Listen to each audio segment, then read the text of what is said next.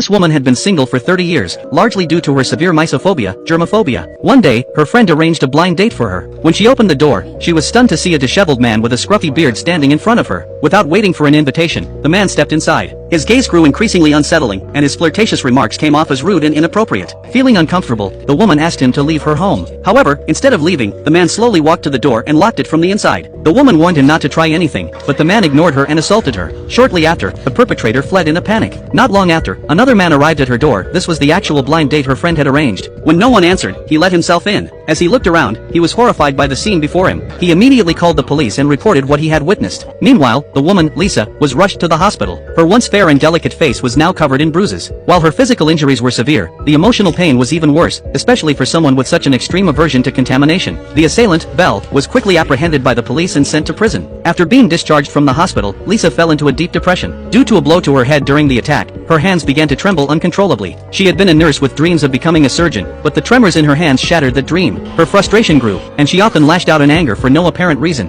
One night, she tried to steady her hands by practicing with medical instruments, but her efforts were in vain. Feeling on the verge of breaking down, she didn't know how to release her pent-up rage. The next morning, however, she picked up a pen and paper. Lisa wrote a long letter, and as she dropped it into the mailbox, she felt a sense of relief. The letter was addressed to Belle in prison. She wanted to visit him and confront the man who had ruined her life. From that day on, Lisa seemed to regain a glimmer of hope. She began smiling again at work, something she hadn't done in a long time, and treated those around her with the same kindness she had shown before. A few days later, she discovered that her letters to Belle were being returned. Undeterred, she continued writing. Finally, one day, she received a reply. It simply read, "You win." Lisa let out a long sigh of relief. The next day, she went to the prison.